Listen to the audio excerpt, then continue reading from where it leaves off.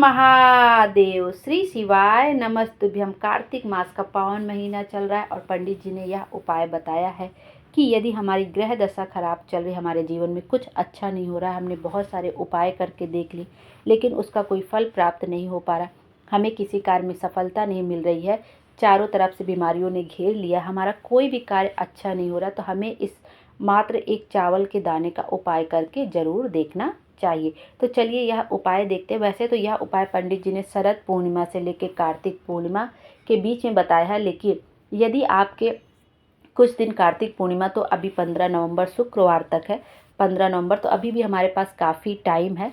तो हम क्या कर सकते हैं, जो 4-5 दिन हमारे निकल गए आप उसको छोड़ दीजिए।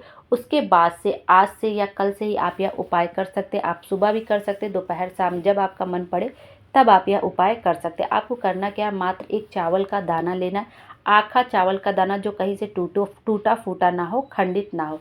आप चाहे तो यह उपाय अपने घर में भी कर सकते हैं, अपने घर में जो भी आपके पास शिवलिंग है उस पर कर सकते हैं, या आप शिवालय चले जाएं तो बहुत अच्छा है। यदि आप डेली शिवालय जाते हैं तो साथ में चावल के कुछ दाने लेते जाइए, उसमें से एक आखा चावल का दाना उठा के माता अशोक सुंदरी के स्थान पे, शिवलिंग पे जो माता अशोक सुंदरी का स्थान रहता है, अशोक सुंदरी का स्थान वो जहाँ पे कभी कभी सर्प की आकृति बनी रहती है या मोटी सी लाइन रहती है, वहाँ पे एक आखा चावल का दाना अपनी मनोकामना बोलते हुए आपको रख देनी है। और यह उपाय आपको कार्तिक पूर्णिमा तक करना है रोज़, चाहे आप सुबह करिए, दोपहर में करिए, शाम को करिए। बस आपको एक आखा चावल का दाना आपको माता अशोक सुंदरी के स्थान पर रख देना है 15 नवंबर शुक्रवार के दिन तक। उसी दिन तक कार्तिक पूर्णिमा रहेगी। तो इस तरह से आप यह उपाय करते हैं तो आपकी जो भी व्याधाएं होंगी वो समाप्त हो जाएगी, जो ग्रह दशा बिगड़ गई होगी वो सही हो जाएगी। तो आप सच्ची श्रद्धा और विश्वास के साथ यह उपाय कर सकते हैं। आपकी मनोकामना जो भी होगी वो ज़रूर से ज़रूर पूरी होगी। और आपको यह एक चावल के दाने का उपाय रोज़ करना है कार्तिक पूर्णिमा तक। आज से शुरू कर रहे हैं तब भी आपको करना है, कल से शुरू कर रहे हैं तब भी आपको करना है। यह उपाय जो भी आपकी समस्या होगी ज़रूर से ज़रूर सॉल्व हो जाएगी। और आपको अपनी मेहनत पूरी करनी है, सिर्फ उपाय के भरोसे नहीं रहना। उपाय करने से हमें बल मिल जाता है कि हाँ, हमारा यह काम और अच्छे तरीके से होगा। अब चलिए दूसरा उपाय देख लेते हैं, जो कि पंडित जी ने बताया कि शरद पूर्णिमा से लेके कार्तिक पूर्णिमा के बीच में जो 2 प्रदोष पड़ते हैं उसमें यह उपाय करना है।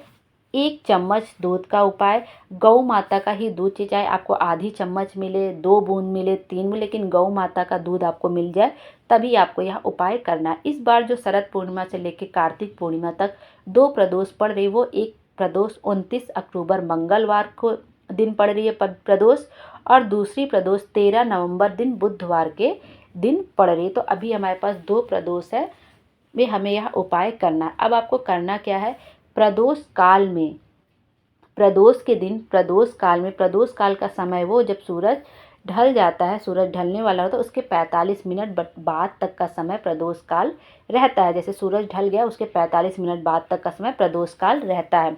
तो प्रदोष काल में आपको क्या करना है, गौ माता का चाहे आधी चम्मच दूध हो, आधी से भी कम हो, या 1 चम्मच दूध मिल जाए, या 1 कटोरी आपको दूध मिल जाए, तब भी आपको उसमें बहुत ज़्यादा दूध लेने की ज़रूरत नहीं है। थोड़ा सा दूध लेके आपको जाना है अपने घर के आसपास जो भी शिवालय हो वहाँ पे चले जाना। अब आपको लेना है 1 लोटा जल भी, तांबे के पात्र में 1 लोटा जल लीजिए और एक छोटी सी कटोरी में दूध रख लीजिए, क्योंकि चम्मच तो नहीं लेके जा सकते ना, गिर जाएगा, तो छोटी सी कटोरी में दूध रख लीजिए। अब आपको क्या करना, सीधे हाथ में जो आपका राइट हैंड साइड है, राइट हैंड है, उस पर आपको रखना है दूध की छोटी सी कटोरी, और उल्टे हाथ में लेफ्ट हैंड में आपको रखना है जल का पात्र। यदि आप इस तरह से ले जा सकें तब भी ठीक है, और ऐसे ले जाते नहीं बनेगा तो आपने जिस उल्टे हाथ में जल का पात्र रखा है, लेफ्ट हैंड में जैसे आपने जल का पात्र रखा है, तो उसी के ऊपर उल्टे हाथ में इस बार आपको जल का पात्र रखना है, और उसी जल के पात्र के ऊपर आपको छोटी सी कटोरी में गौ माता का दूध रख लेना है। अब उसी कटोरी और उसी पात्र को आपको ऐसे उल्टे हाथ में ले जाना है। और आप ऐसा भी कर सकते हैं, जब आप मंदिर पहुंच जाइए तब वहां पे भी आप ऐसे करके रख सकते हैं, क्योंकि अगर मंदिर बहुत दूर हुआ तो आप घर से तो ऐसे नहीं ले जा सकते हैं, तो आप वहीं चले जाइए, दूध किसी पात्र में लेके जाइए, 1 लोटा जल लेके जाइए, फिर लोटा जल भर के आप अपने लेफ्ट हैंड में रख लीजिए और उसके ऊपर दूध वाली कटोरी रख दीजिए। और अब आप शंकर भगवान के देहली पर खड़े होके आपको शंकर भगवान से अपनी कामना कह देनी है। जिस भी कामना से आप यह उपाय कर रहे हैं कि हमारा व्यापार अच्छा नहीं चल रहा है, मैं किसी कार्य में हाथ डालती हूँ, मेरा कार्य बन नहीं रहा है, मुझे सफलता नहीं मिल रही, तब आपको ऐसे करना है। उनकी देहली पे खड़े होकर अपनी मन की बात भोले बाबा से बोल देनी है। श्री शिवाय नमस्तुभ्यम बोलते हुए, नमः शिवाय बोलते हुए या ओम नमः शिवाय बोलते हुए, यदि स्त्रियां करेंगी तो नमः शिवाय ओम नमः शिवाय करेंगी।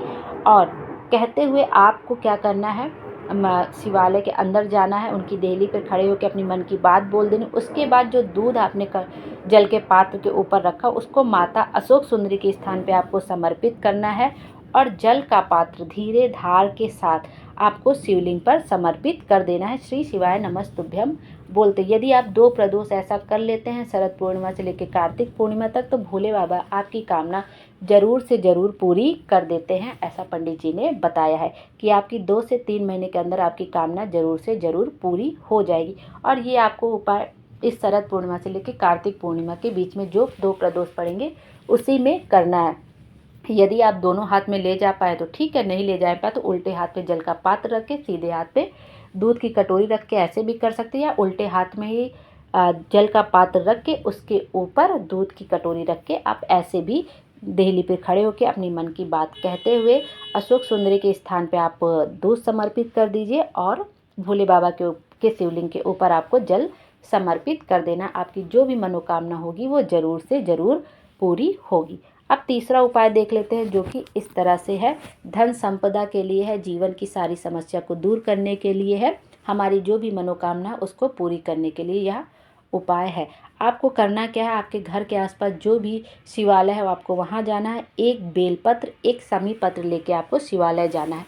बेलपत्र कहीं से टूटी फूटी ना हो, खंडित ना हो, इस बात का ध्यान रखना है। अब क्या करना है, जो बेलपत्र आपने ली है उसको माता अशोक सुंदरी के स्थान पर आपको समर्पित करना है। बस इस बात का ध्यान रखते हुए कि डंडी महादेव की ओर हो।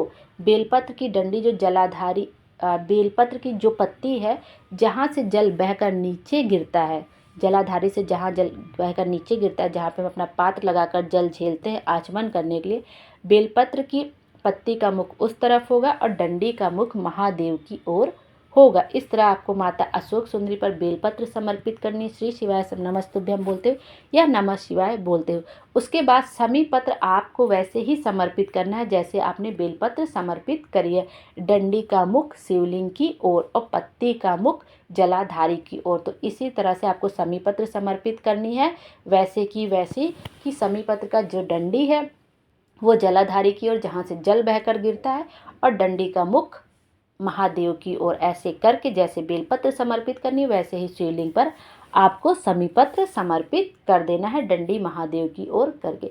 आप यह उपाय कार्तिक माह के प्रदोष में शिवरात्रि में कर सकते हैं और आपकी जो भी मनोकामना होगी वो ज़रूर से ज़रूर पूरी होगी। इस तरह से आप यह उपाय करके देखिए, आपकी जो भी मनोकामना होगी वो शीघ्र अतिशीघ्र ज़रूर से ज़रूर पूरी हो जाएगी। हर हर महादेव, श्री शिवाय नमस्तुभ्यम। भोले बाबा हम सब की मनोकामना पूरी करें और हमारे जीवन को खुशियों से भर दे। Thank you.